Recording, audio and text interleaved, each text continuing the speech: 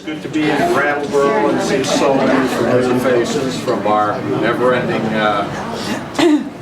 quest to take care of business at Vermont Yankee down the road. I know most of you, but my name's Chris Williams. I work with CAN, I work with Vermont Yankee Decommissioning Alliance, and I'm on the board at the Nuclear Information and Resource Service. And this is our last presentation. We started last presentation for this particular program. We started in Plymouth on Wednesday night. We had a good crowd. The folks fighting Pilgrim are pretty busy and pretty used to, like we were, having a meeting once a week. And so there was a good turnout. The next night we were in Newburyport, Massachusetts, in the evacuation zone for Seabrook, and we had a good turnout.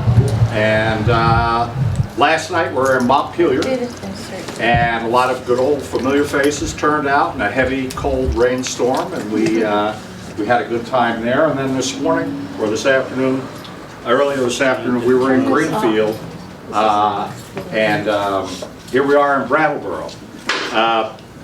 As everybody, most everybody in this room knows, you know, the waste is a bit of a problem. And like 20 years ago, we did a lot of organizing all around the country to prevent the opening of Yucca Mountain. And the reason for that fight was the bad science behind the selection of Yucca Mountain. After the legislation in 1982 told us that we were going to use, you know, rigorous scientific inquiry to find the best place to house our big problem. You know the story, and Kevin Kamps is going to talk more about it, but Yucca was closed down. They're trying to revive it, but in the meantime, they've come up with this great idea called Consolidated Interim Storage, and it looks attractive to a lot of people who just want to get the waste out of their community. Problem is, it's going to go someplace, and where they're proposing to send it is either Texas or New Mexico at sites that are very close to one another. And we believe today, as we believed 20 years ago and 40 years ago as we've been doing this work, that it's important for the reactor community people at various stages in the lives of those reactors to hear from people who are on the other end, the receiving end of that. So we've been very privileged to have Rose Gardner join us for this tour. Rose is from Eunice, New Mexico, and she's going to tell you about where she lives and what's been going on there and what these plans that are being talked about mean for her community. In the end, we all have to work together is the bottom line, though. But please welcome Rose Gardner.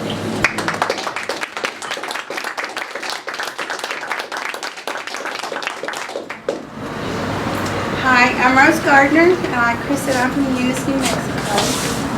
Eunice is actually located right on the state line, the Texas-New Mexico state line, okay?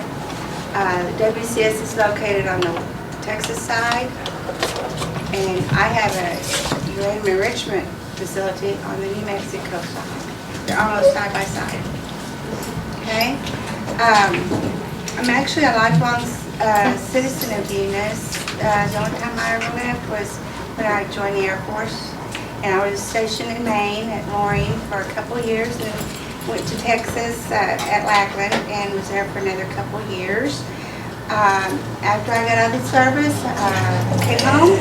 I got married. I had a couple of kids, and those two girls, they came on the trip with me, but they're not here for this meeting. They had to go do their running around for the final time that we have left here. I'm also, it's kind of a little background, I'm a Sierra Club member. I actually belong to the Rio Grande chapter in New Mexico. I work very closely with the NorthStar chapter in Texas. Because WCS is on the Texas side, you know, that's how we work together. They facilitate everything, and I'm just a citizen with standing, okay? I also belong to other organizations. There's Citizens Against Radioactive Dumping out of Albuquerque, the Alliance for Environmental Strategies. It's a a group that formed in the Eddy, Lee, and Chavez counties in New Mexico.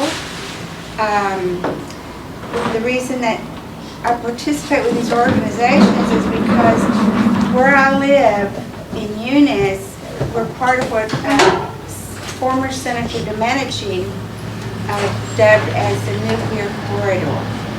And this nuclear corridor, which is also known as the energy plex in our area, has several facilities there. First of all, that uranium enrichment facilities there, waste control specialists, which is a low-level nuclear waste dump and hazardous waste dump.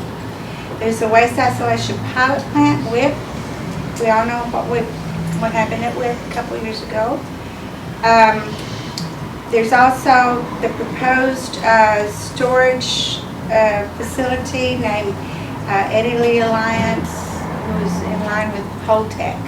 And what they want to do is, and they have applied already to the NRC for a high-level waste dump as well.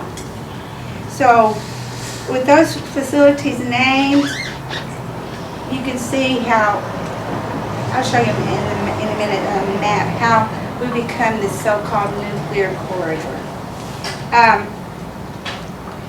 I also have worked with Public Citizen and with NEARS. We have fought battles before when Uranco was built. We actually tried to stop it and we failed. But with that came a lot of knowledge about what is going on. I didn't really much pay attention to what nuclear power was or how it would affect me because it wasn't here. I can tell you this, my only experience with any type of radioactivity is I became ill a few years ago and my thyroid went overactive, called Graves' disease. And my doctor, my endocrinologist, said I could either have the thyroid cut out or I could leave it alone and take medication to control blood pressure and heartbeat and all that because it makes everything really fast in your body. Or I could take some radioactive iodine and kill the thyroid. And that's what I opted to do. The first dosage didn't do it. The second one did. I no longer have an active thyroid. So I have to take medication in order to keep my hormones and everything going because you can't live without your thyroid or the hormone actually. It does everything for your body, okay? So on that point, I'd just like to add that I know what radioactivity can do to the body. It hurts the bad and it hurts the good. So going on with the rest of my story here, WCS submitted this application to the NRC to expand their low-level waste dump into a high-level waste dump. They submitted their application some time ago. The first time around it was found incomplete and unsatisfactory. I guess they ad-libbed some more stuff to it and then finally the NRC did accept it. But recently WCS asked the NRC to suspend the processing of their application because they had to fight the fight with the Department of Justice. Now the Department of Justice is fighting this what they want to do. WCS wants to sell their company to Utah-based Energy Solutions.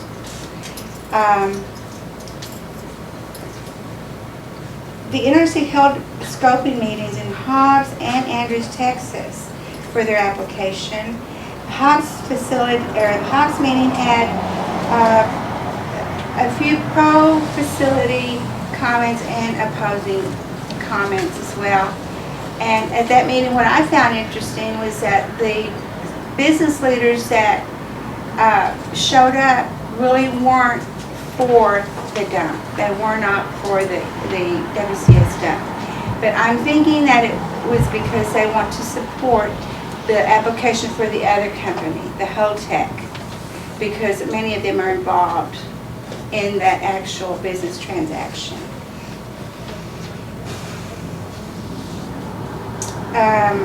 WCS right now, or before they suspended or asked for suspension of the application, was dependent on former Governor Rick Perry, who's now with the DOE, to aid them in getting their application. He's a friend and ally to WCS because Harold Simmons, the late owner of WCS, was one of his top donors. It was during Perry's tenure that WCS got their low-level waste license in Texas approved. When this license was approved, the WCS company didn't have money to build it. So they went to their Andrews County voters and proposed this bond. They wanted $75 million to build their low-level waste dump. The voters turned out, and the bond passed by 3 votes. There was a recount, and the recount was valid. It passed by 3 votes. Again, that's hardly what you would call a majority.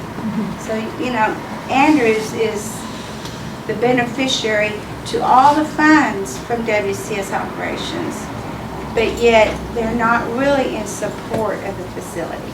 And what I learned at the NRC meeting in Andrews for the public scoping comments was that many people don't want it. Sure, there are employees that spoke and said they wanted it, that it's safe, and that, you know, WCS cares about them and the community, and that this is the way to go. But on the other hand, there were people there from Odessa, Midland, and other areas that were definitely against because they knew that the waste would travel by rail through their communities. And they don't want it. They don't want that dangerous stuff on their rail lines that go right through their towns, just as it's going to go through my town. What I wanted to bring up and kind of just speed this up a little bit here at the end is that we know that transportation is a big issue in moving this high-level waste. Approximately 4,000 trains are estimated to go through my community to bring high-level waste from around the nation to be stored at WCS. And it's not even a permanent storage area. They're going to just put it on a pad and let it sit until there's a permanent repository pad. And we know what happens when you let something like that sit. The government forgets about you. And that's what my concern is, that not only do I not want it on our rail lines, I don't want it to come through my community, but the idea that this waste, that it's in many areas around the country will be centralized. That's why they call it centralized, consolidated right there in my community. And this facility is just like 4 to 5 miles away. And that's very close. We can drive right here 4 or 5 miles, right? Burton's just a little ways down there. That's way too close, isn't it? So it's like the waste that you don't want would be coming to me, and I don't want it. There are other issues that I'd like to bring up regarding the waste. There's environmental justice issues. This high-level waste that would travel from the East Coast and West Coast should be stored close to the source of the waste. To ship it across the country and then dump it on us in the Southwest, where we're already dealing with damage of oil and gas industries, violates environmental justice mandates because my community and the Andrews community are 50% or more Hispanic and other minorities. WCS is already dumping toxic effluents in New Mexico, and now they want a water discharge permit to discharge approximately 170 million gallons of contaminated stormwaters and effluents daily into Lee County, where I live. That would be on the New Mexico side. Texas is where they're located, but they want to dump it into New Mexico. This company cited their dump in an area as far away from the populations in Texas as it could, and now they want to pollute my town and my state. Overall, we in New Mexico already deal with heavy nuclear contamination from activities like testing at White Sands Missile Range, Trinity Site, and the Tularosa area. the Los Alamos leaking containers that were on the watershed areas, Sandia worker contamination, the contamination in the Rio Grande from the Los Alamos facility. This is a drinking water for Albuquerque and Santa Fe. There's contamination from uranium mining, the milling tails on and around the Dene and Navajo Nation. We also deal with aquifer contamination from dairies and oil and gas mining. Consent-based siting was not used by the NRC when accepting the WCS application. So Eunice has given no consent. Eunice gets no vote. Eunice gets no money. Eunice gets no protection for the Ogallala Aquifer, which is very close to the WCS site. In fact, maps used to show the Ogallala under the dump. But during Perry's tenure as governor, the Texas Water Development Board redrew the map and moved the Ogallala Aquifer further north. We're a small town, about 2,900 people according to census. We have a small elementary, middle, and high school. And WCS and Urenco go into our schools and talk to our babies about what a wonderful thing we're doing. They give them freebies, props. They send in, Urenco sends in this little guy named Richie Rich, and he tells them about their enrichment facility. The Urenco facility, which is again on the New Mexico side, was exempt from paying a bunch of taxes, but apparently this year they started paying taxes.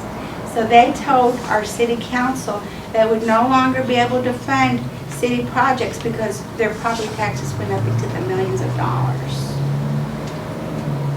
The oil and gas industries around the area are just now seeing an upswing in activity, the productivity of oil.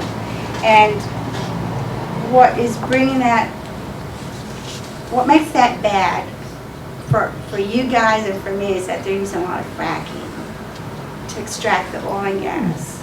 Fracking is where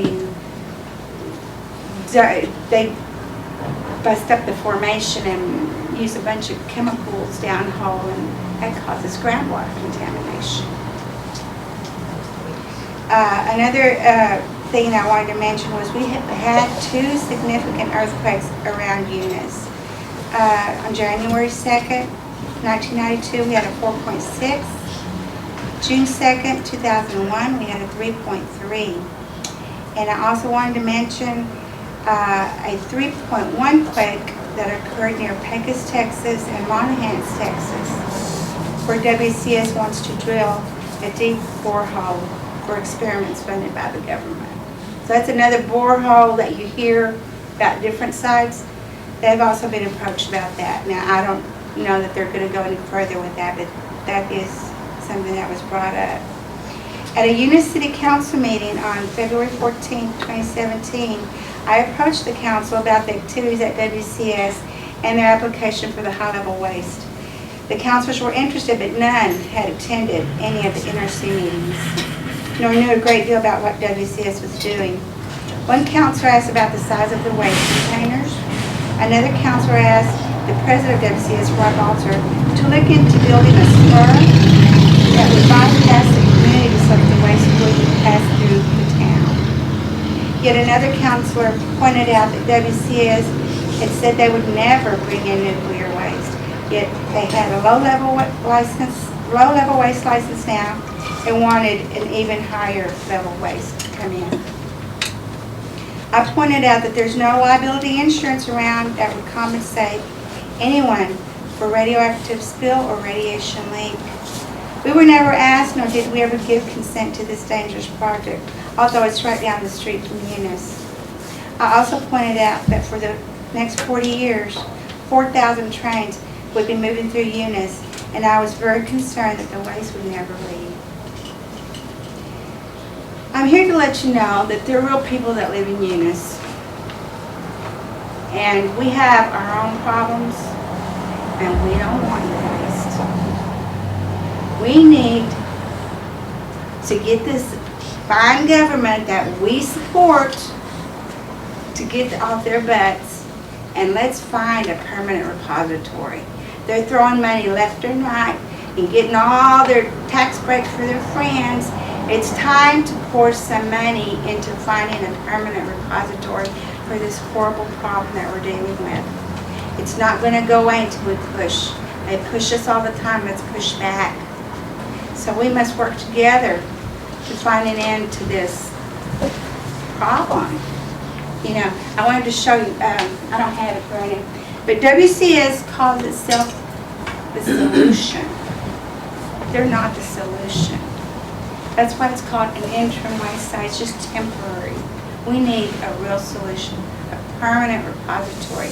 I have a few slides that I want to show you. It's some are about from the town, but there's a couple other pictures too. This is our First Baptist Church. Like I said, we're a tiny little town, okay?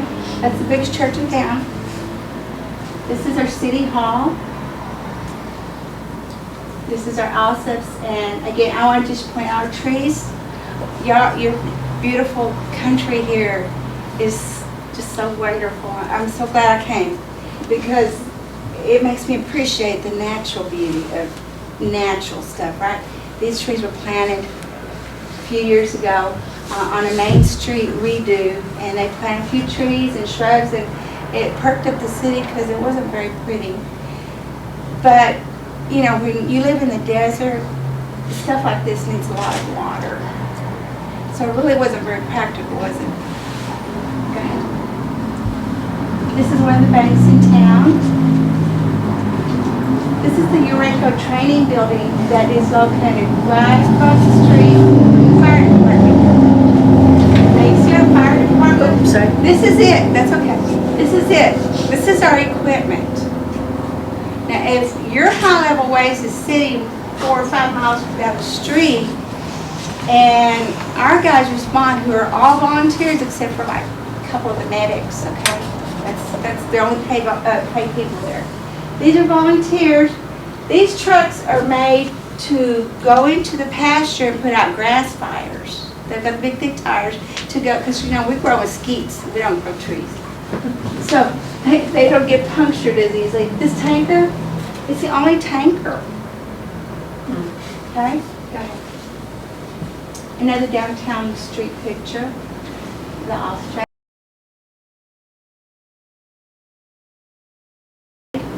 I want to show you, this is, we call it Texas Street, but it's Highway 176. This is the railroad, and it is in town. Okay? And see that white area in the very back? That's the Urenco building, the facility where they manufacture the fuel for the nuclear power. So, that's, if we can see it on a photograph, you know that's not very far from town. And that WCS stuff is actually located behind that building. Okay? It's just right behind it, not far at all.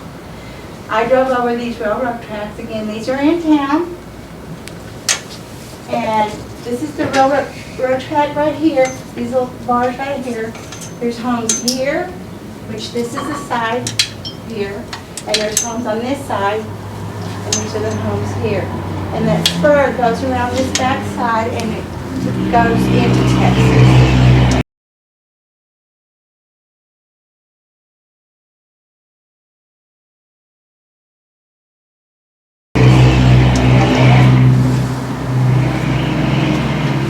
This is a derailed train.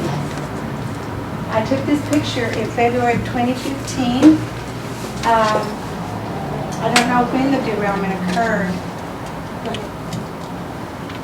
This is the mile marker. Now, this is the same train track that all those 4,000 trains. This is the highway, as you can see, right next to the railroad track, okay? And it follows north and south the whole way. Go ahead. This map here was in the WCS application. And it does show the railroad routes. This blue route is going up to my home. Here's Eunice, and Urenco's here, WCS is here. This is the other route that I wanted to point out. where Midland and Odessa are. So anything coming from here, the east, would go down this track. And of course, they are very concerned. This spot here is Monahans, Texas, where I told you about that earthquake. Okay. And this picture here was in the HOTEC pamphlet that I got, and it shows you what that nuclear corridor that our Senator Domenici named. Here's my little town of Eunice. There's LES, or the Uranium Enrichment Hazardous, WCS. The International Isotopes is a proposed deconversion facility, and it's not been built, and they've run out of money. They don't have financing to get it built. Here's WIP, and you see that Ely? That's the Eddie Lee Alliance that wants to build that second high-level nuclear waste dump. So there you see, I've got nuclear on this side, nuclear on this side, nuclear to the north. We can't have it. That's where the injustice lies, is that don't we have enough danger already? Don't we have enough problems with gas and oil? Don't we have enough problem with those oil bombs that travel down the railroads already? We can't have this. There's got to be a permanent solution. If it's going to travel down those railroads, let's get it to its grave. Let's bury it, put it where it needs to go. And I didn't show it last time, but I want to show my babies. Sure. Okay, these are a couple other pictures here. See these waste containers? They're at a rest stop. That four-way stop is the intersection there of the North and South 18 and the 176 that goes to Texas. So this rest stop, WCS brings their low-level waste containers, and those trucks wait until the facility's ready for them. And then we've got regular, vehicles parking there too. So you've got just regular old people wanting to stretch their legs or whatever, visiting with the waste tanks. And this hat here is very old. I want to point out, it says Waste Control Specialist, Andrews, Texas, Windmill Hill Facility, three windmills. That facility has groundwater in it. Fresh water. It used to be ranch land. And all those people that own that land lost their land to WCS through eminent domain. All of them. Okay. And this is my family. That's my granddaughter and her daddy. They went to the father-daughter dance. This is my daughter Bridget. These are the two babies that I babysit. That's what I do is I babysit them. And I'm also a florist, but that's like another world. Go ahead. These are the babies again. That's their parents. Are they similar age? They're twins, actually. They're twins, but they don't look alike, do they? And they're not alike either. But he's the leader. And this one follows. And I'll tell you what, do you have grandchildren that eat green beans for snacks? That's what they do. But anyway, these babies are the reason that I am doing what I'm doing. My family is very important to me. These babies are important, and I don't want them to have to deal with it. Thank you.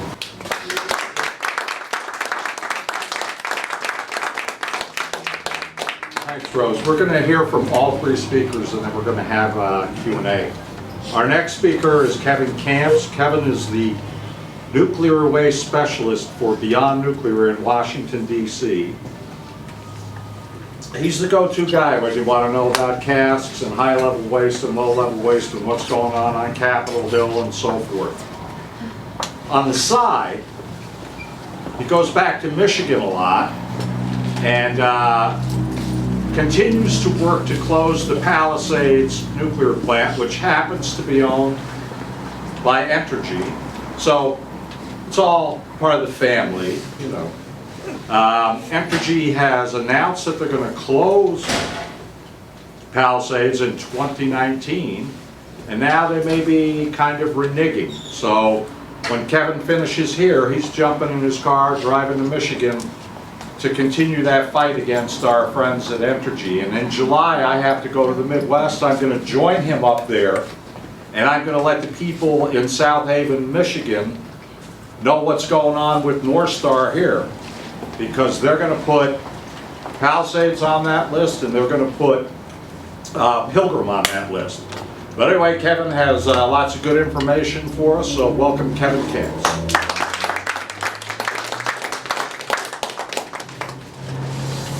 Thank you, Chris. Yeah, I can see the clock from here. So I'm going to go for 15 minutes and save the rest for Q&A. So I'm Kevin Kamps at Beyond Nuclear, and I haven't been back to Brattleboro in a while.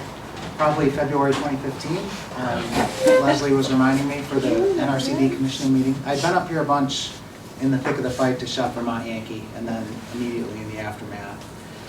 And that's the good news. Palisades Entergy has announced closure of that reactor October 2018. And the good news, well, we're going to have to defend it, because what they're doing is they're creating these nuclear hostage takings, as Dave Kraft in Chicago puts it, where they're making it seem like they're going to close, and what they're doing in Michigan is the Michigan Public Service Commission Monday noon is going to go out to a worker community where they live and ask people what they think about this closure announcement. So they're orchestrating, they're setting it up for a major bailout from ratepayers to try to keep it on life support. And the good news with the closures is that they stop making waste. And that's the only good solution to this problem, is to not make it in the first place. After it exists, there are lesser evils that we deal with. And so Yucca Mountain is back. 9 days ago now, there was a hearing on Capitol Hill. Republican from Illinois, the most nuclear powered state in the country. A total of 14 reactors, 11 still operating, 11 still making waste. Shimkus is trying to resurrect Yucca Mountain. They've been wanting to do that for a long time, and now they've got Trump in the White House, and they've got both houses of Congress. They see their opening, so we get to fight that one again. We've been fighting it for 30 years, ever since the Screw Nevada Bill of 1987, when the rest of the country ganged up on Nevada and thought they could force it down Nevada's throat against their will. And Nevada, with its resources, has fought back hard and has stopped it with a lot of help from across the country. And a big part of that, as a previous speaker said, was our pointing out to all the transport communities in between that they live on the train tracks, the highways, and even the waterways that would take those high-level radioactive wastes out to Nevada. So when it comes to nuclear waste transportation, we all live in Nevada. And to make things even crazier, there are these parking lot dump proposals that we face. In Waste Control Specialists in Texas, a sister project. They're really not competitors, they're collaborators. Eddie Lee Energy Alliance, that is a Holtec-based canister system, like they use at Vermont Yankee and at many Entergy plants. The WCS proposal are two other container manufacturers. You got Nuclear Assurance Corporation, and you have Transnuclear, which is Areva of France. And what they're trying to do is to gather all the different cast models out there holding high-level waste, and they would use mostly rail, because these are 100-ton containers or heavier. And there are 26 atomic reactors in this country, including Pilgrim, that don't have direct rail access. And in that case, to get it to the nearest railhead, you either have to use a heavy haul truck, which is monster truck in front and maybe even monster truck in back, pulling and pushing, 200 wheels in between on the trailer, going 3 miles per hour to the nearest railhead. But if you have curves on the road in between, they can't negotiate those curves. So in that case, the only option would be a barge. And one of the options at Pilgrim is barge shipments into Metro Boston, the Port of Boston. Folks don't know that there. The waste that's already so close to Boston would come to Boston. And there's other examples. Indian Point, which has curvy roads, that's a problem. They might have to use barge shipments on the Hudson River down to Metro New York City, bypassing Manhattan. So the security risks alone of these proposals. One of the German cask systems called the Castor is sometimes pointed to as a better cask than our, cut corners and use very little metal, thin metal walls in this country.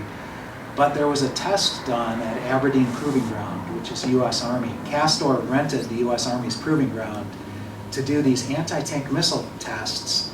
And what they were trying to show was, hey, we have this anti-tank missile flak jacket that you can buy and put it around your nuclear waste cask. And then if somebody shows up with an anti-tank missile, and there are hundreds to thousands on the international black market. In fact, ISIS in 2014 acquired 500 of these anti-tank missiles when they overran a moderate rebel encampment and took their weaponry. That was 500 of these anti-tank missiles now in the possession of ISIS. And what this German cask company was trying to show was, hey, put a flak jacket around your nuclear waste cask and it can absorb one of these missiles, but it turned to dust and went away. So if the attackers come with 2 missiles, now they can attack the cask.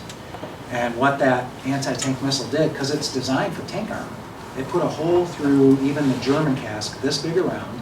That's now the pathway of escape for the radioactivity, especially if combined with an incendiary that sets the waste on fire.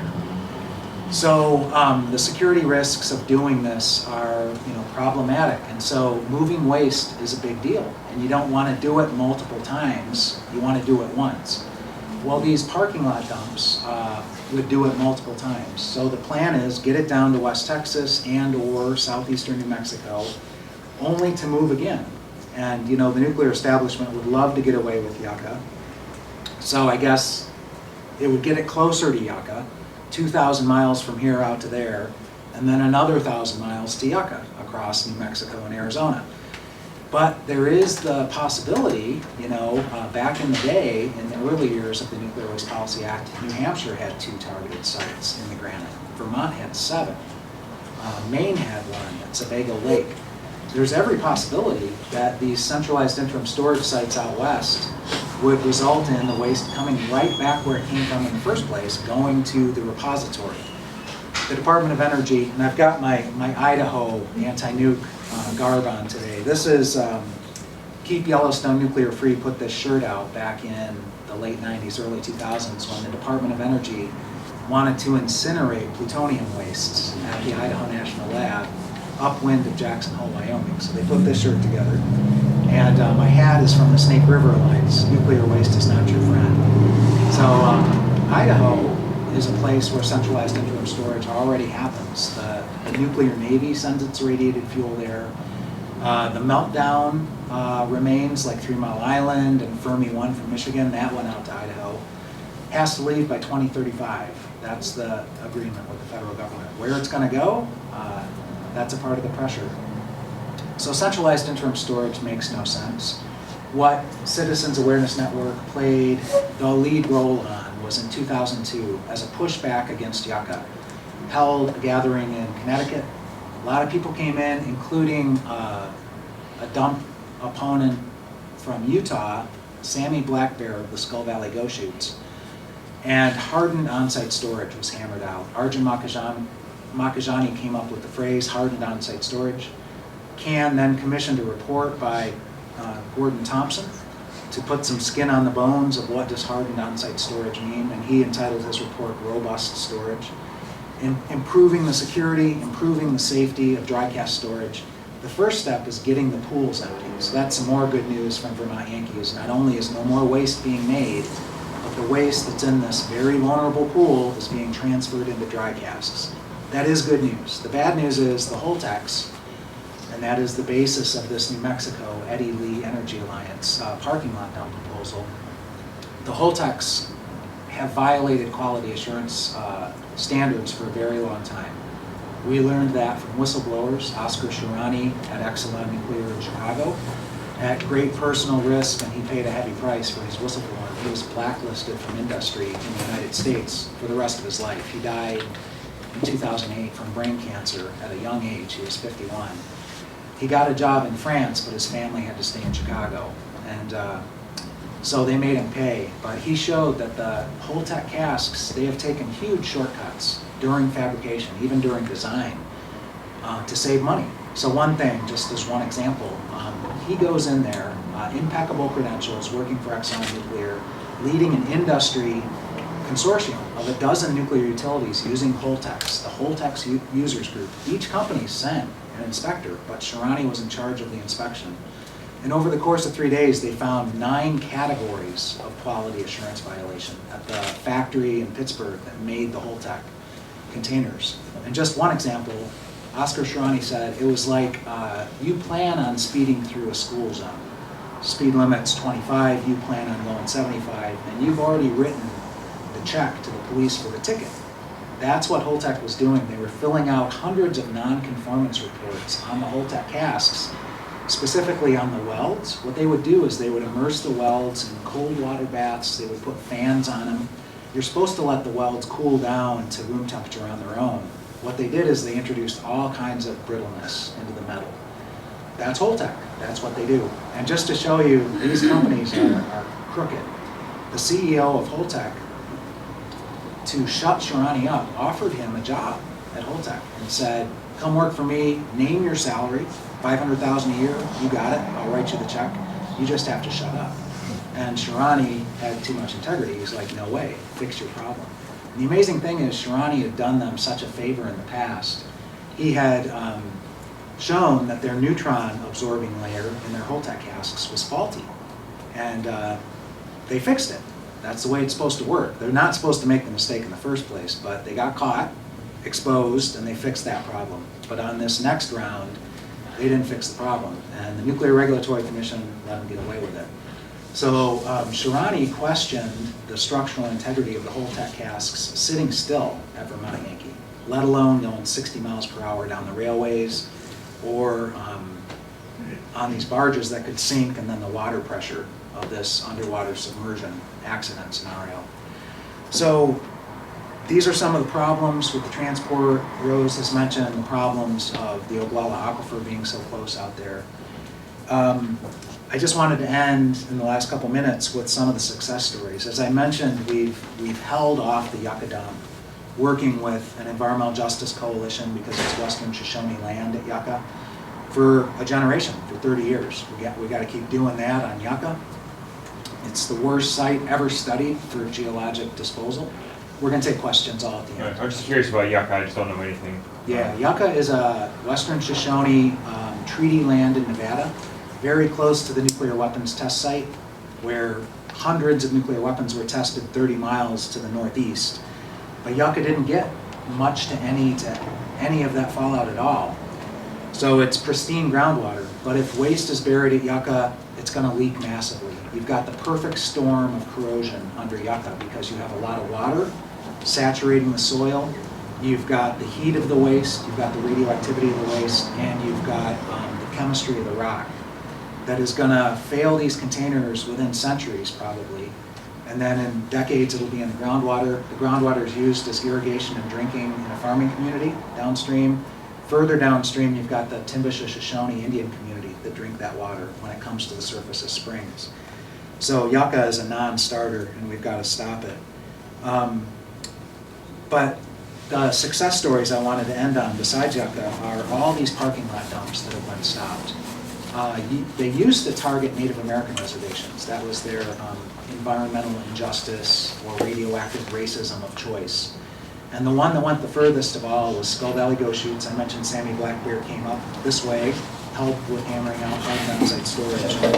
That dump got licensed by the Nuclear Racism Commission, as I called it, and they did that. But it never opened. And that took a crazy coalition, including Mormon political leadership, Republicans like Orrin Hatch, wilderness groups, traditional Shoshone and Skull Valley Goshoots environmental groups. We got a total of nearly 500 groups across the country to take a stand against private fuel storage. But there had been 60 reservations targeted. And another hero besides Sammy Blackbeard at Skull Valley was Margene Bull Creek, another traditional who led the dump resistance fight. And the last person I want to talk about is Grace Thorpe at the Sac and Fox Indian Reservation in Oklahoma. Her father was Jim Thorpe, athlete of the century. They came to her reservation in Oklahoma. They dangle money in front of these low-income Native American reservations. It took her just a few days to get the tribal council fired, ousted in a special election for even considering doing this to their community. And after her success there, she took her show on the road and she helped those other 59 reservations, including Mescalero Apache in New Mexico, which was number 2 behind Skull Valley Ghost Shoots for being targeted, and they stopped them all. And President Obama honored Grace Thorpe in 2009, Women's History Month, with an accolade, a presidential proclamation. Put Grace Thorpe right up there with Rachel Carson as a woman defender of the environment.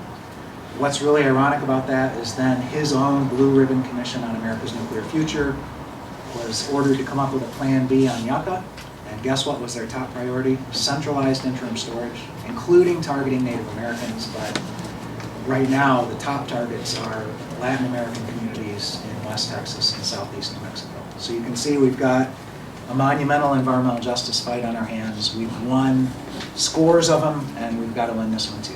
Thanks.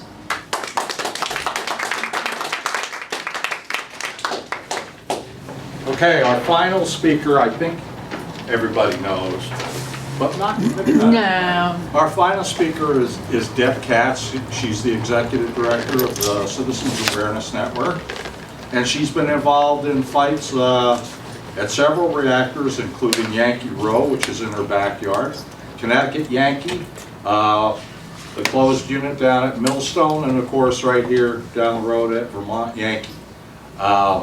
As I said earlier, we've done 4 of these, and at some of them Deb has used strong language. And sometimes when Deb uses strong language, it says to me that she's pretty pissed off about something, and that it's usually something of incredible significance. So You're making excuses for me. So brace yourselves for some possible strong language. Welcome, Deb Katz. And that's where my bad language comes from. So, well, here I am back in Vermont, right? You thought you were rid of me. It was all over. You were going to let that nuke. You're going to forget about it. It was over. They were going to take it away. This great corporation named NorthStar. What a fantastic name. Who could have invented that? NorthStar comes along and they say, we're going to solve everything. You've been feeling screwed. Badly screwed, and we're going to make it all right. So I want to talk about NorthStar, but I want, because we've been involved in the decommissioning of a number of reactors, I want to talk about the issue of waste first, and then I'll get to the problems with all the dog and pony shows and corporations offering the moon and delivering very little. So, when we were working on Row, one of the things we did when we were along the roads and we were doing all these walks and everything, we had signs, decommission it, take the waste away now, get rid of it, because we wanted it out of our community. There was no doubt about it. I mean, Yankee Road dumped radioactive waste into the Deerfield River for all of its existence. Thousands upon thousands of juries. 10,000, 20,000 juries. It was legal, so we're not talking about a corporation that did something wrong. It's morally wrong, but it is not legally. We had an epidemic of disease, so the issues of keeping the waste on site was terrible for us to consider. We had a 10-fold increase in children with Down syndrome, statistical significance in breast cancer, non-Hodgkin's lymphoma, and multiple myeloma, a rare blood cancer. At the time, there were only 12,700 cases diagnosed in America each year, and we had statistical significance. We had brain tumors. We had one of the highest rates of learning disabled and disabled children in the state of Massachusetts, and Massachusetts had the highest rate of disabled children in the country. We lived in a sacrifice zone. So the idea of having to deal with this waste all we wanted to do was get rid of them. And we didn't care. And what happened was, which started to shift everything, was that Yankee Road, during decommissioning, began dumping radioactive waste in the river again. And it drove us crazy. It just drove us to distraction that it didn't end. We closed the nuke, and they're still dumping shit in the river. So we went out with signs, as it turned out on July 4th, putting them up and saying, with whitewater rafters, there's radioactive waste in this river, call your local health department. And in the Deerfield River Valley, people went crazy. They called all the health departments. They were saying, why is there radioactive water? What am I swimming in? And it was the first time the community woke up to the idea that Yankee Atomic had used the Deerfield River as a toilet. It was the first moment of consciousness. And it was late. It was incredibly late. But what we began thinking of at that point, because of the issues of how we had suffered and all of this waste, how could we let them dump their waste, this waste that had hurt us so terribly, on someone else? I mean, we were put in this awful position of sacrificing ourselves, sacrificing someone else, and it was intolerable. And it's intolerable because this is the position that nuclear power puts communities in. It's all about who's going to get screwed last, right? Nobody wants to be. I don't want to be screwed last. You don't want to be screwed last. And yet somehow this is what happens because the corporations pit communities against each other, reactor and waste communities, over who will be sacrificed last. And this is intolerable and it's immoral and it has to stop. So we organized Caravan of Conscience tours, 3 of them, down to Barnesville, South Carolina, which is where the waste was going. Barnville is now closed. We helped ensure that it closed. The tours brought a lot of attention, and we organized press conferences along the transport routes. We dogged the trains that went down with the shipments. We followed them. We went ahead of them. We held press conferences all the way, and we worked with organizers. And in Columbia, South Carolina, we were going down to the dump. The dump is in Snelling, South Carolina. And as an irony, our organizer, John Snelling, his family, had donated the land to the town for a park. Instead, it became a waste dump. So we were going to go to the cemetery to honor his family. And the organizers in Columbia said, you can't bring your kids. It's too dangerous. You really need them to leave them behind with organizers.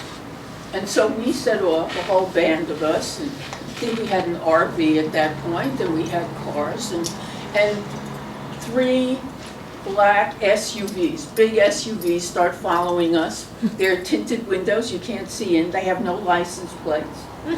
There's a helicopter, and we get to the cemetery, and there are paramilitary, Department of Defense soldiers there, and they have automatic rifles. And they're escorting us into the cemetery. This is intolerable. Now, I've been intimidated, or they've attempted to intimidate me and other CAN members, and my husband up here. They tried to run us off the road. They did a lot of stuff. But the level of intimidation that waste communities experience is so much greater, so much more dangerous to speak out. They're so much more vulnerable. And this is intolerable and unacceptable that people should have to live in that level of conflict. And this is what the nuclear industry creates, which is basically a meltdown in democracy. Because whether it's a reactor community or a waste community, people are afraid and intimidated in terms of raising concerns and talking about it. One of the things that CAN does in organizing is we make it safe to complain about what's happening. We make it safe for people to feel that they can talk about it without being threatened, without being ostracized, without, having their houses bugged by, the local town, which goes on in these communities a lot. This is just the low-level waste. And the high-tech, this wonderful high-tech industry, these wonderful dials and these great buildings and these sensational outfits they wear and everything, what they do is they take the waste, they dump it in the ground. Very high-tech.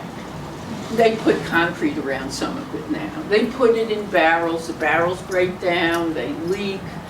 Every dump has leaked. Barnwell had 100-acre plume of tritium, you all know tritium, migrating to the single source aquifer for the community. 100-acre plume of tritium. The conflict was over how fast it would get there. The EPA said it was 60 years. The corporation said it was 100. Why do you think the corporation said 100? Any thoughts? Come on, I bet you can make a guess.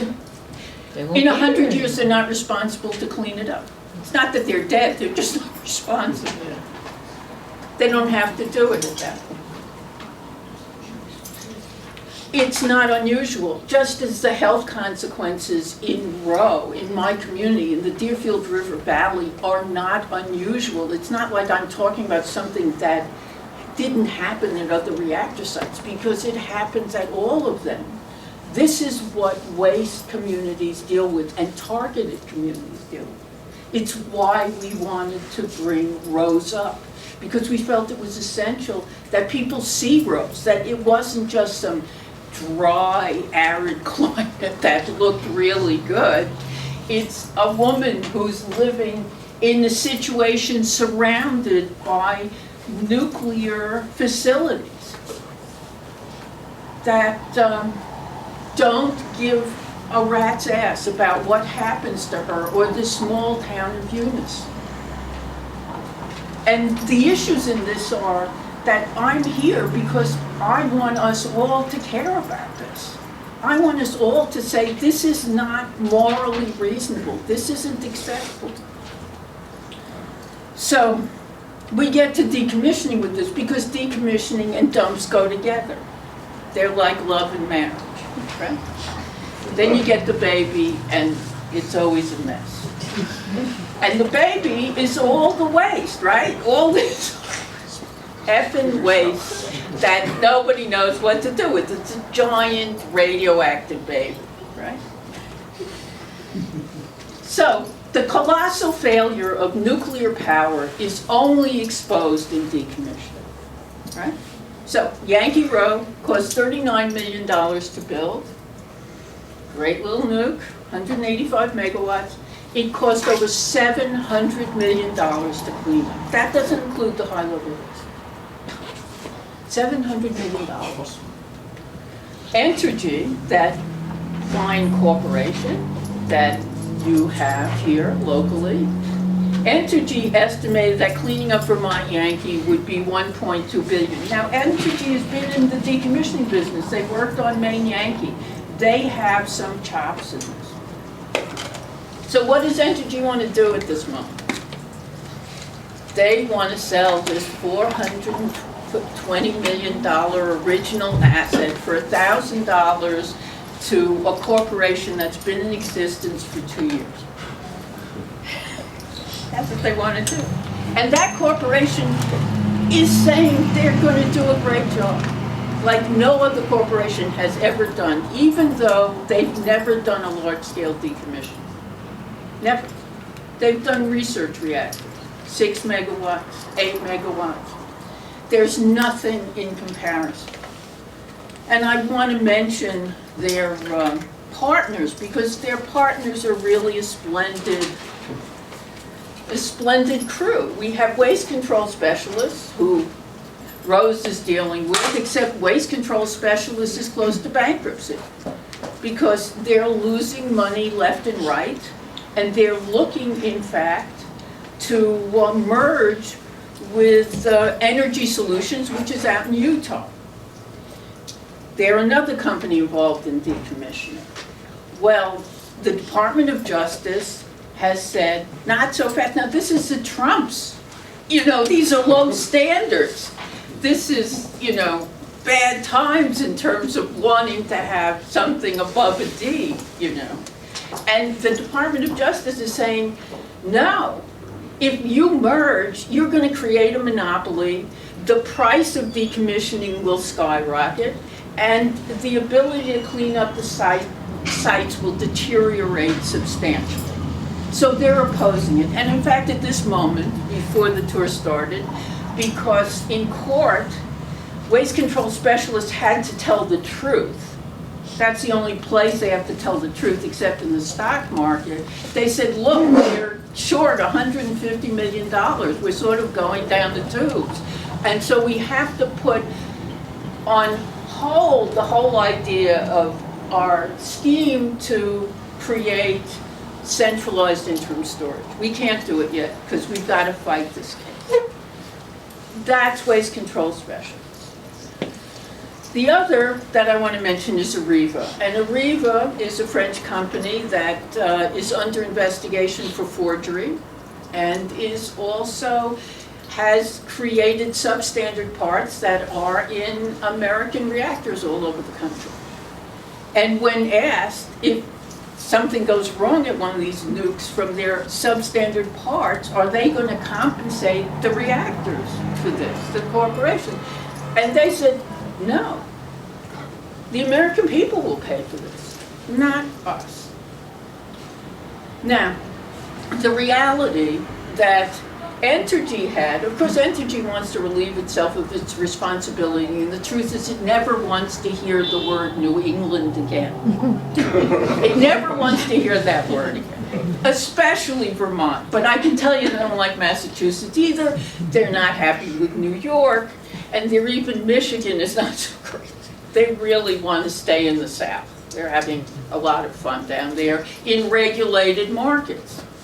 And the problem with this is with Roe, when Roe decommissioned, it was a utility, so it went back to its rate base, me. And it just kept getting more money for me and all my friends, more and more money. In fact, it's still getting money from me. Why is it getting money from me? Anyone know? Well, they can, but besides that, they can. You're welcome. I've got a ton of money, it's true. I'm really generous. What's happening is they're guarding the nuclear waste, and that's $5 million a year.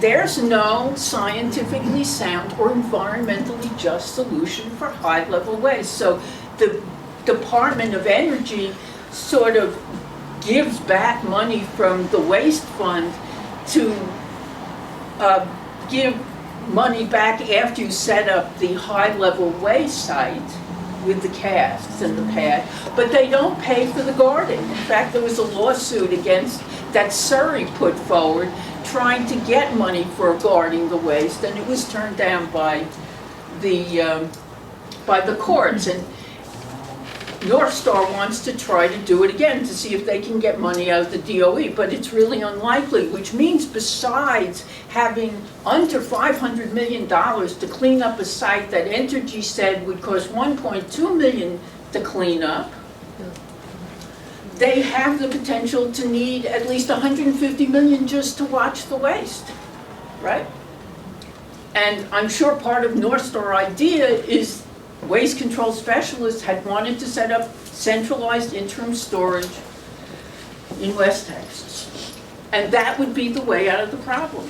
Once it goes there, the DOE takes title and the DOE pays. But that's on hold.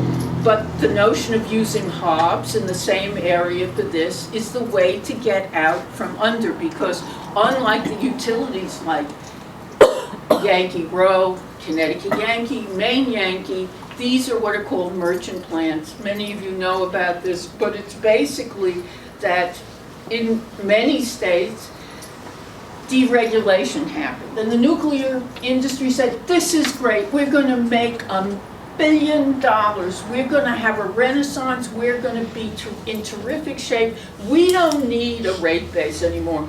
Open market, capitalism, we're gonna do it. And now they're all going bankrupt and down the tubes. And they either want subsidies or they want to get out, like Entergy. Entergy just wants to get out of the merchant plant business.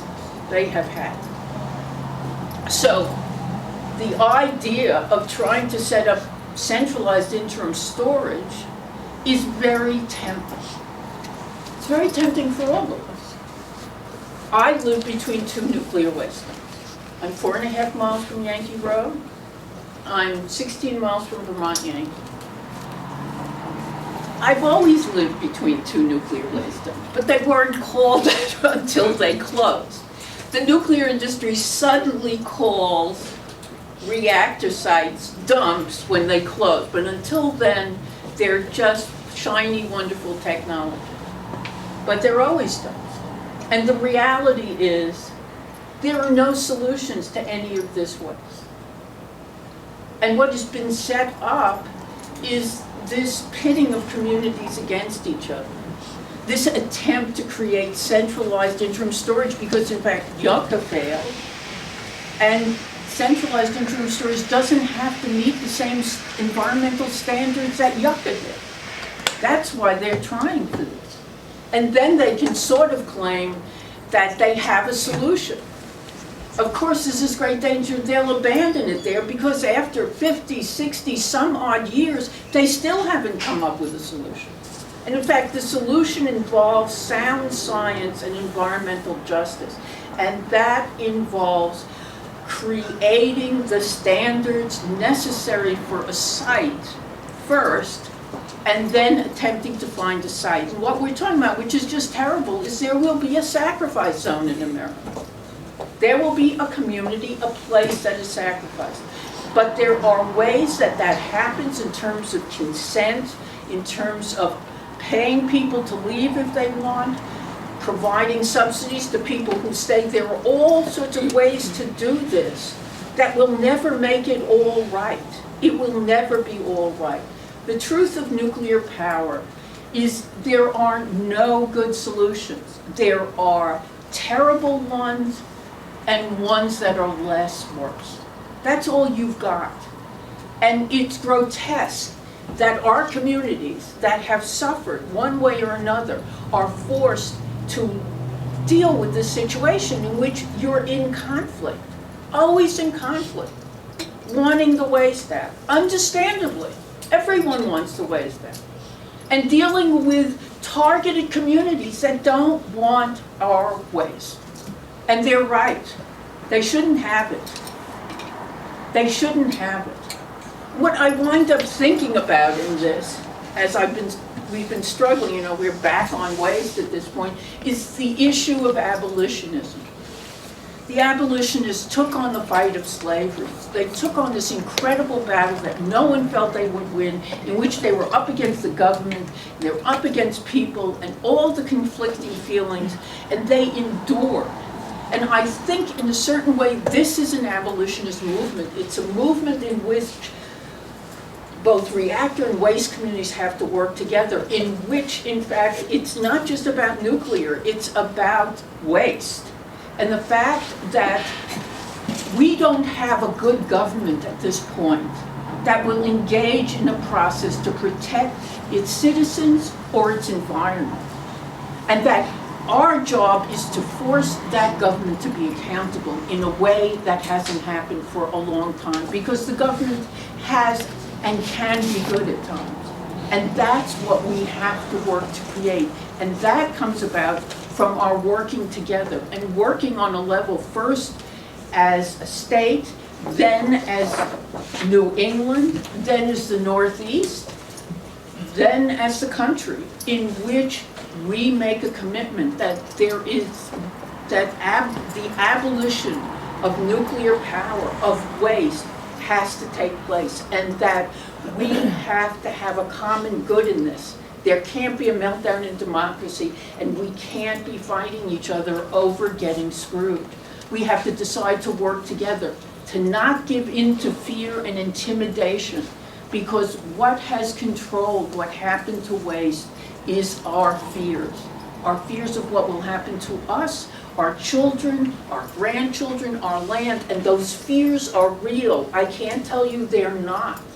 But if we don't reach beyond fear to work with others to undo this terrible catastrophe, then we will all be lost.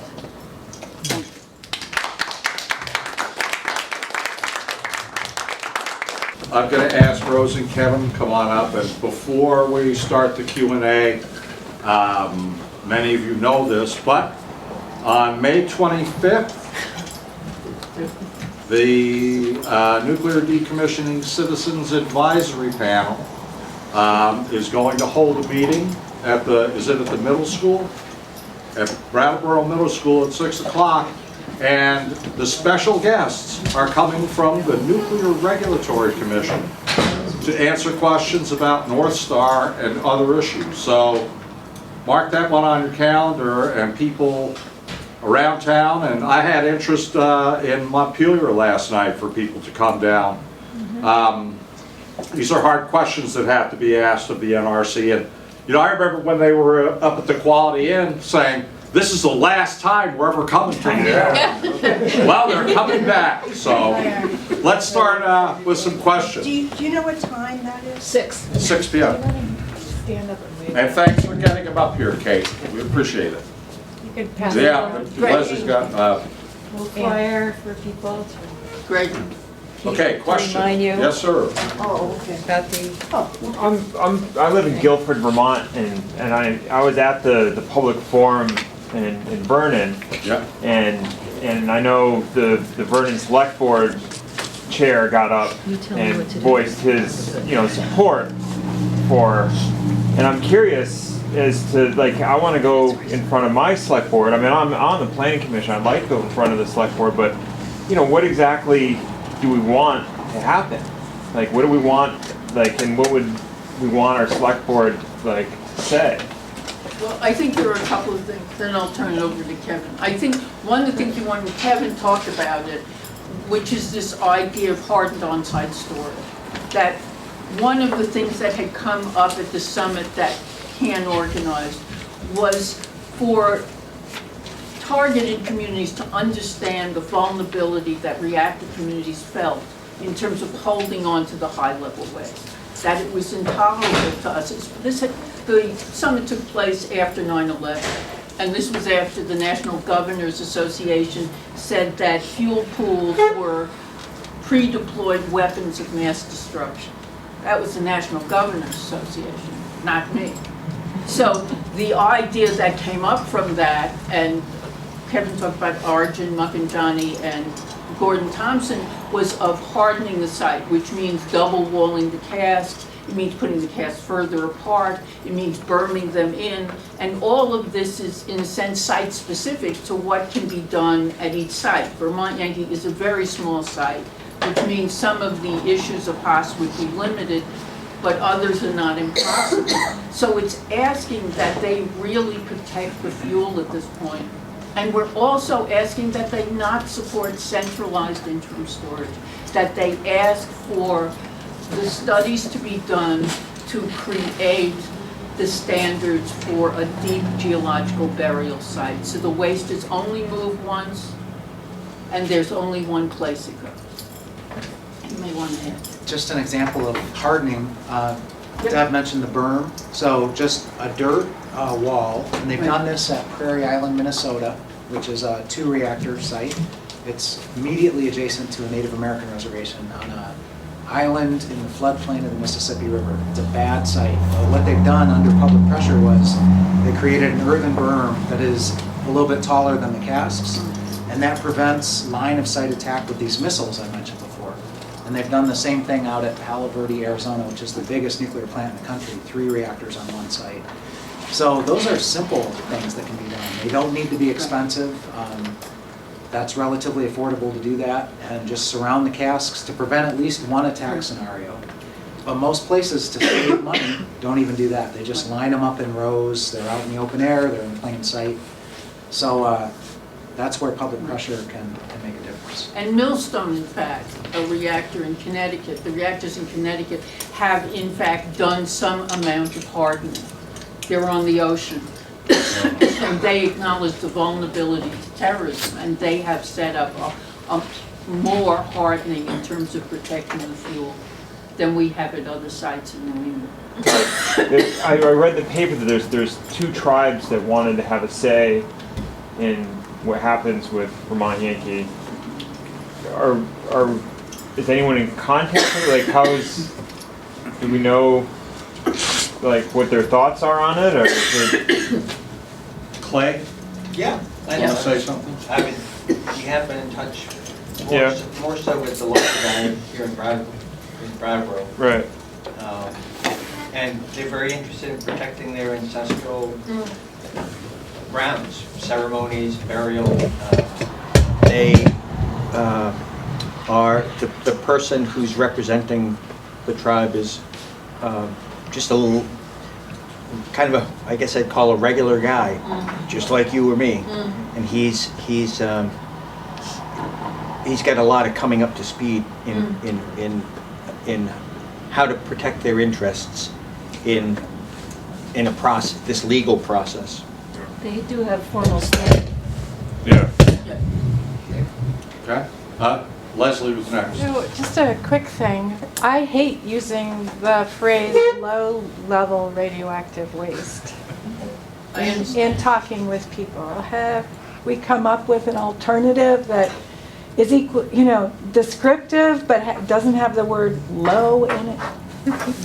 I mean, one way to think of it is, and the nuclear industry practices deception and obfuscation at every opportunity. So the same ingredients that are in high-level radioactive waste are in low-level as well, just at lesser concentrations. That's So- how it's defined. But So we don't have an alternative we could phrase. call it all radioactive waste. The irradiated nuclear fuel is very highly concentrated radioactive waste. Right. But Class A, low-level, as the establishment calls it, that is less concentrated, but it has things like plutonium in it, which is ultra-hazardous. If you breathe in a single speck of plutonium into your lung, you have increased your risk of lung cancer dramatically. So you're absolutely right.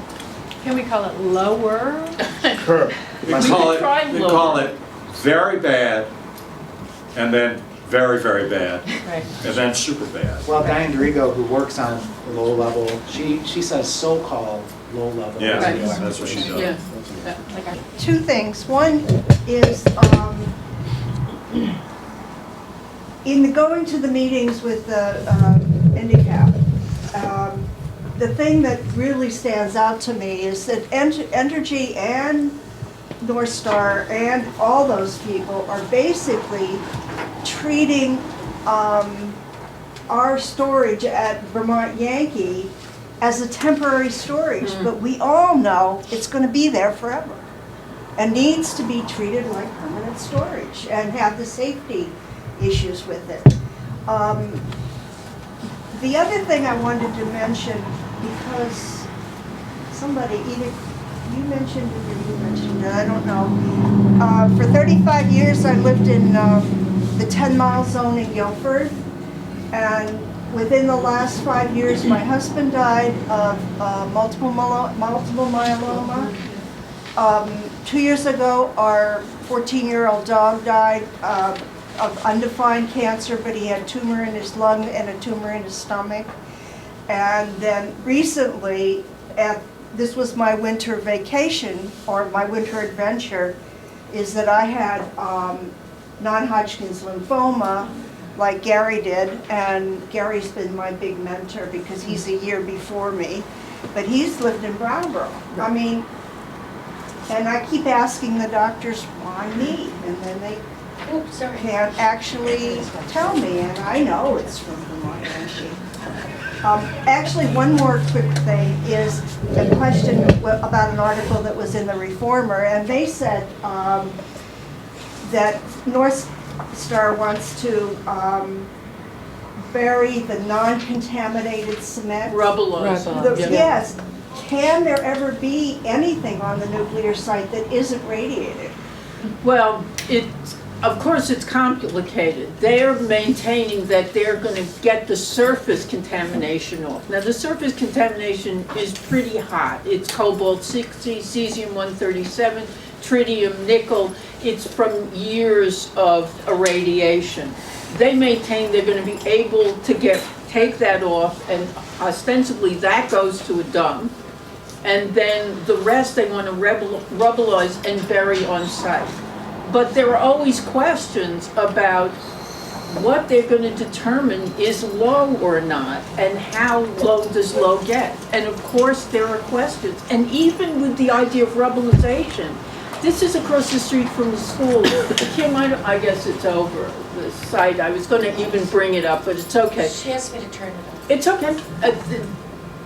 This is right across from an elementary school. Rubbleization is going to release an incredible amount of stuff into the air. I mean, these sites are filled with radioactive asbestos. They're filled with lead. They're filled with all sorts of contaminants and dioxin. They're filled with all sorts of stuff. It's not even just radiation. In fact, one of the things about Rho getting released is it's the dioxin on site that may keep it from being released longer than the radiation. And none of these sites have been released for unrestricted use at this point. So you're talking about a kind of stew of waste in which you're in a neighborhood trying to clean this up. And it's a harrowing job at best. Harrowing. I'll just say real quickly about the health. You know, again, it's not us saying it, it's the National Academies of Science saying it for decades, that any exposure to ionizing radioactivity carries a health risk. Specifically, they would say of cancer. But truth be told, there's other risks. And those risks accumulate over a lifetime. And what's really criminal is that there's such a blasé attitude. They're allowed to release a certain amount, and then they really don't follow where it goes very closely, if at all. And then the health studies are never done. So the most recent infamous example was the NRC was supposed to do a cancer incidence study around nuclear facilities, including reactors. And they spent some money, and they had some more money to spend, and they abruptly canceled it. They said, this is costing too much, this is taking too long, we're just aborting the study. While building a new headquarters building to rubber stamp new reactors that cost $300+ million. They only had another $8 million to go on the study. Massachusetts has done 3 health studies around reactors in the state. Well, nuclear metals, which was not a reactor, but Pilgrim and Yankee Row, all 3 found statistical significance in cancer. Those, in fact, are the only state I know of that has actually engaged in studies, and not that they wanted to find it, but in fact, all 3 had statistical significance in cancer in adults, and the issues of damage. The statistics I gave you were from, we engaged in a health study with the Department of Health in Massachusetts. And those statistics came from the Department of Health and from 2 epidemiologists that we worked with who did a kind of citizen epidemiology with us. Next question, back here. I want to say thank you so much to all 3 of you. It's wonderful presentations, and thank you for taking the time to actually put this together and travel and share this with us. And I have 1 question and a comment. So my question is, I didn't know that they had already started to get the waste out of the storage fuel pool at Vermont Yankee. And when did that start? How long will that take? Are there any risks? And then I wanted to say that I'm from Germany, from a little town, and it's very close, maybe 8 miles from that first nuclear waste called Asse. It's like 8 miles away, and back in the late 60s, the German government said, oh, this is a safe place, it's salt, and this is the best place to store the nuclear waste, and it will be only low level. And there were some scientists even back then who said, no, salt is really bad for storing nuclear waste. But so they went ahead And then back in the 80s, they realized that the salt was corroding those bins that the waste was in, and that also the groundwater was going into the waste, the salt mine. But they didn't tell anybody for 10 years. So, but now it's the biggest cleanup operation in Germany, trying to get that whole waste out and the water. And what I was also thinking of when you mentioned about, somebody has to sacrifice, that I remember there's a filmmaker from Denmark. He made a documentary about Finland. And I guess in Finland, the government said to the whole population, so we have this nuclear waste, we need to do something with it. Who in the country would take that on?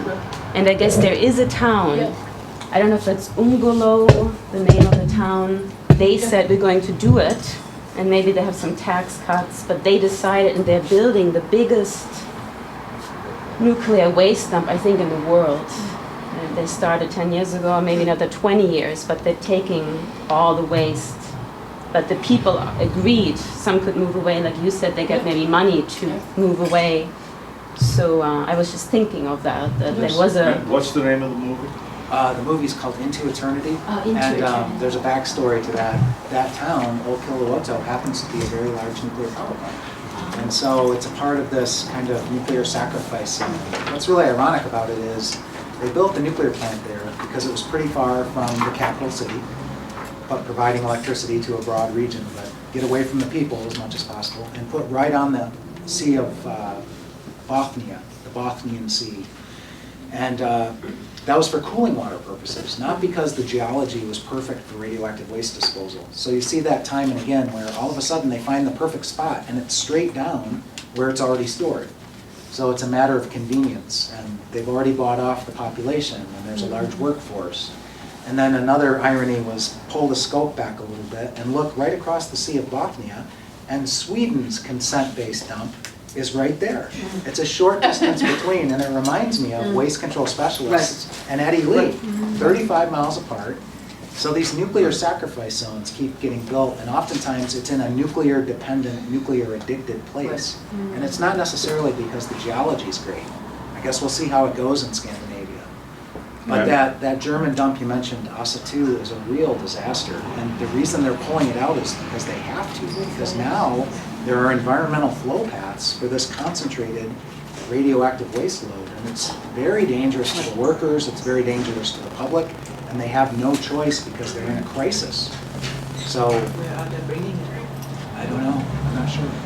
To answer your question about the fuel at Vermont, they've been moving fuel for some time, since 2007, Really? thereabouts. Yeah. And they had, last time I checked, and it changes as they move forward, for the longest time we had about 13 casks filled, but they're now saying 2018, they're going to expedite it and fill all 58 projected casks. So there's not much left in this pool where there was... Well, there's There still is a now, lot. but They there still have a lot to do, but it's going to get very active over the next year and a half. Well, that's if the sale goes through. No, they're still doing it. They're still doing it. They're They're doing it moving. either way. They may not do it quite as fast, but Yeah. Entergy had said they would get it out, I think by 2020 was Right. the Yeah. original estimate. Because they can't do anything on the reactor in a sense as long as the fuel pool, because the fuel pool is really on the top of the building. So in a certain way, they have to get the fuel out. And as Kevin said, that's the best thing they can do because the fuel in the pool is immensely vulnerable. But there are dangers in moving high-level waste into casks. There have been problems at different sites where the cranes locked up and the casks were over the fuel pool, where there was an electrochemical response with a lid that flipped in the air, a 1-ton lid, almost went to the pool. It could have just damaged the pool. There have been problems, and there's still an elementary school across the street.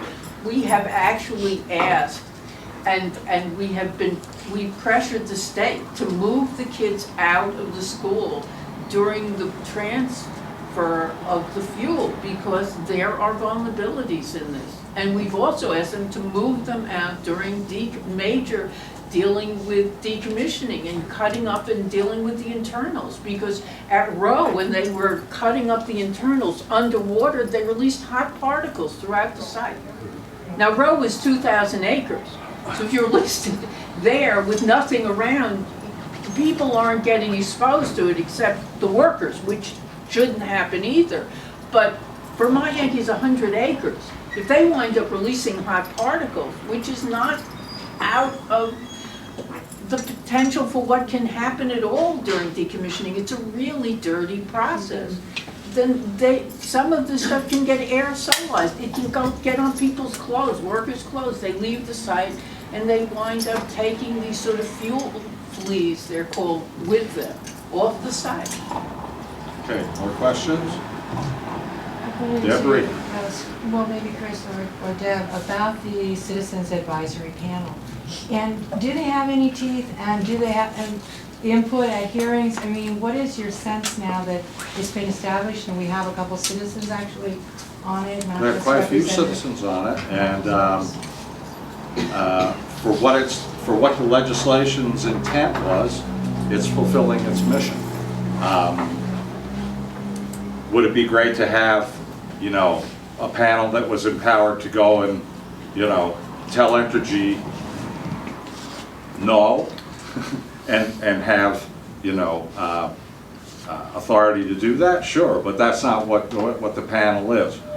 The panel, though, has been going through the painstaking process of not only educating itself, but educating the people who attend and working to hold the company accountable. The company is there, they're on the panel. But, you know, it's been a good process so far, and it's been a process that's been open, and a process that the press has attended regularly, as well as many of the people in this room. So, But they don't have teeth. yeah, That's true. it's an advisor. If you read the legislation, it is what it is, and they're doing what they were put together to do, the way the legislature intended. But it's not an overarching, you know, or overseeing authority that can get the company to do anything and everything that they want. So The is bill it we- worth dialoguing and?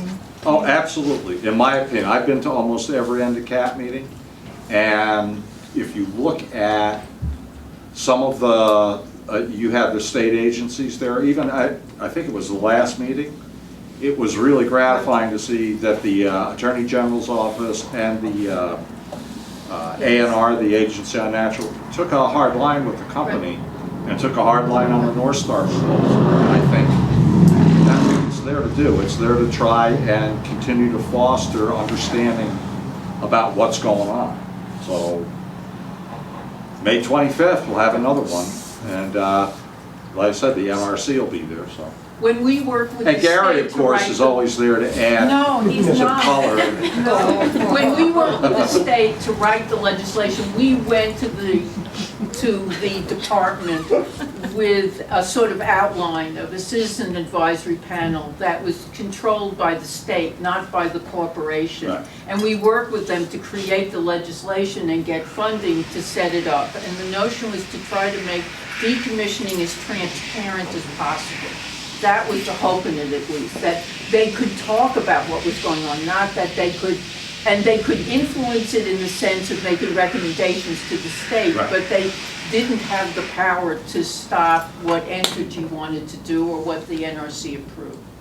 But we set it up to try to be as democratic as possible, having gone through really terrible advisory boards in Roe and Connecticut. In Roe and, well, I know Yankee, Roe and Connecticut. It's a long ride, but you ought to come on down. Check one out, especially this one on May 25th, because our friends from DC will be there. Yeah. Deb, did you have any success? As your advisor, Which to your, well, the success was that the Vermont legislature passed the legislation to set up the advisory board. And I think in that sense of communicating with people, it's good, because people know more about what's going on than they did at Yankee Row or Connecticut Yankee, which were driven by the corporation. It was funded by the corporation, it was driven by the corporation, so it was always just a dog and pony show. That's all it ever was. And they were always just trying to get the panels to support Yucca Mountain or Centralized Interim Storage rather than actually talking about what the different jobs that had to go on site were. So I think it's helpful. It's also terribly frustrating because they don't have real power Or to money change things. Or money, yes. to hire, independent folks to come in and Right. they hear from the corporation, they hear from the state. Right. So, yes. Haven't we been sending so-called low-level radioactive materials to Texas for Yes. years? Yes. And have we been sending it to your neighborhood? I'm sure. Yep. Yeah. That's where it's Contact going. waste, That's where it's going. That's where Originally, well, even before, it was, there's a low-level waste compact between Texas and Vermont. And I think, I could have this wrong. Texas gets 7 seats on the compact board and Vermont gets 3. Does that sound Yeah, right? we have 3. Yeah. But it was originally intended just to be Vermont and Right. Texas, but since then, they've opened it They up overrode to. it. The Texas members of the compact commission overrode it and opened it up, as Rose has been telling us, to more than 30 More than 30 states. states. So originally it was just for Texas and Vermont, and now it's opened up to 30-plus states. But this goes back to the owner, the billionaire owner who's now dead, going to Austin, Texas with his checkbook and taking care of business. Right now on Saving Green's website, I have a post about this event, and included into it is a link to a great Mother Jones article that was written About, this whole, it's an old article, it's like 2011 or Yeah, yeah. something. But it's about the Texas billionaire and Rick Perry. the best dump money can buy. Yeah. They also send some of the waste to Utah. Yeah. Supposedly the very low level, as they want to call it. So it goes to a number of different sites across the country, targeted communities. Blatant conflict of interest of Energy Secretary Rick Perry Yeah. now signing the deal with Waste Control Specialists. WCS is his pet project. So he's going to implicate taxpayers to the tune of hundreds of millions to billions to build this parking lot dump and then transfer the liability onto taxpayers, which is unlimited liability if anything goes wrong down there. So it shouldn't be legal. Okay, we got last question there from Clay. 2, I wanted to say, Rose, I've seen Waste Control Specialists' promotional videos on YouTube where the crane's swinging and the load is on the truck, and there's actually someone in the background saying, "Here comes a load from Vermont." And so you can watch your waste, or around. But the pitch that they made in the promo is, they're so happy to be doing their national duty, their patriotic thing that we're going to solve the nuclear problem for the country. And I just imagine that's going to make your blood boil. I have, I'll serve my time. So I just want to say I feel with you as I watch that. Yeah, it's And Kevin, I wanted to ask you if the sites that you spoke about where there's some hardening through earthen berming. In Maine, there's a big earthen berm that surrounds all of the casks that prevent the line of sight. Are any of the sites you spoke about, are they similar, that there's a berm around all of the casks or individual casks All of them. berm? It's a perimeter berm. It's a perimeter Island, berm. Minnesota, and Palo Verde, Arizona. I didn't know in Maine, Yankee. Right. Okay, so there's no place that, I think the next step better would be each individual cask has its own earthen berm, is that? Yes, That's I what mean, pops. that's what Gordon raised, but there's not enough room on many sites to set that up. Gordon wanted the fuel to be, I think it was 20 feet apart, each of the casks. And that's not what's at Vermont Yankee or other sites. And Vermont Yankee is such a small site that the ability to be able to either move the cast apart or create those kinds of berms is very difficult. But they could put, and we talked to the state about it, put a berm around the whole thing. Yeah. And it wouldn't cost them much. This is not rocket science, moving earth. Build it out of rubble, right? No. So everybody, this is the end of the tour, and you know, one thing I want to do is thank Rose Gardner for coming up and sharing.